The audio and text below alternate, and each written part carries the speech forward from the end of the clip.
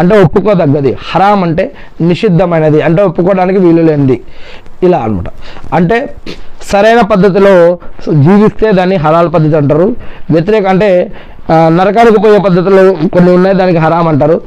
కొన్ని సమయం సందర్భం బట్టి మరి దానికి సంబంధించినటువంటి అనేక విషయాలు మనం ఇంతకుముందు చెప్పుకోవడం జరిగింది. ఇకపోతే ఈ యొక్క పాటలు పాడటం, పాటలు వినడం అనేది ఇస్లాంలో హరాంగా చెప్పడం జరుగుతూ ఉంది. దీనివలన హృదయం నిర్జీవం మరియు కఠినం అవుతుంది అని, మరియు అవి మనిషిని నమాజు నుంచి, అల్లా యొక్క ధ్యానం నుంచి, దైవ నామ స్మరణ నుంచి దూరం చేస్తాయి అని ఇస్లాంలో హదీసుల్లో తెలియజేయడం జరుగుతూ ఉంది. ఇది ప్రవక్త ముహమ్మద్ సల్లల్లాహు అలైహి వసల్లం గారి యొక్క హదీసుల్లో కూడా చెప్పడం జరిగింది. ప్రవక్త ముహమ్మద్ సల్లల్లాహు అలైహి వసల్లం గారు ఏదైనా ఒక సౌండ్ వినిపిస్తే ఏ విధంగా చేసేవారు, ఎలా అక్కడి నుంచి తప్పించుకోవడానికి ప్రయత్నించేవారు అనే హదీసులు కూడా మనం చెప్పబడ్డాయి. ఇకపోతే సజ్దాయ శుక్ర్ అంటే కృతజ్ఞత సాష్టాంగం ఎప్పుడు చేయాలి? అల్లా యొక్క అనుగ్రహాలను పొందినప్పుడు, అల్లా యొక్క అనుగ్రహాలను పొందినప్పుడు సజ్దాయ మరి శుక్ర్ అంటే కృతజ్ఞత సజ్దా అనేది ఒకటి ఉంటుంది.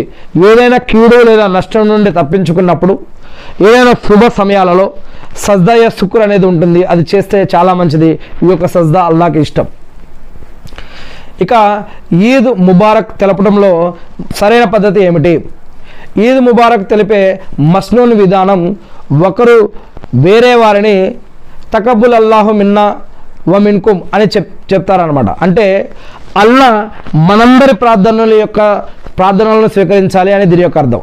కొంతమంది ఈద్ ముబారక్, కంగ్రాచులేషన్స్, లేదంటే పండగ శుభాకాంక్షలు అని ఈ విధంగా మనకు చెప్తూ ఉంటారు, ఈద్ ముబారక్ అని చెప్తూ ఉంటారు. కానీ ఇస్లామీ పరిభాషలో దీనికి ఒక పదం ఉంది.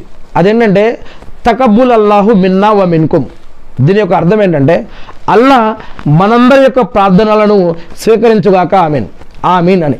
మీ యొక్క ఉపవాసాలు మా యొక్క ఉపవాసాలు, మీ యొక్క కుర్బానీ మా యొక్క కుర్బానీ, మీ యొక్క నమాజులు, ఉపవాసాలు, తరావీలు, సదకా ఖైరాతులు, జకాతులు, అజ్జుమ్రాలు, మరి అదేవిధంగా మావి మీవి అన్నీ కూడా అల్లా స్వీకరించాలి. మన పాపాలు క్షమించబడాలి. మనకి ఇహలోకంలో, సమాజంలో, రోజు పరలోకంలో కూడా అల్లా యొక్క మన్ననలను పొందాలి. అల్లా యొక్క భయం, భక్తి, గౌరవ మర్యాద ద్వారా మనం ఏవైతే చేసావో అవి అల్లా స్వీకరించాలి. మరి ముహమ్మద్ సల్లల్లాహు అలైహి వసల్లం గారి మీద దరూద్ ఏదైతే పంపించామో అల్లా స్వీకరించాలి.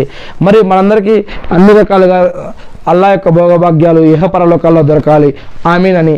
ఈ విధంగా అన్నిటిని కలుపుతూ ఒక ఓడు ఏదైతే ఉందో దాన్ని మనం అది అదే తకబ్బుల్ అల్లాహు మిన్నా వ మిన్కుమ్ అని ఒక పదం ఉందన్నమాట. అల్లా మనందరి ప్రార్థనలను స్వీకరించుగాక అని. ఇది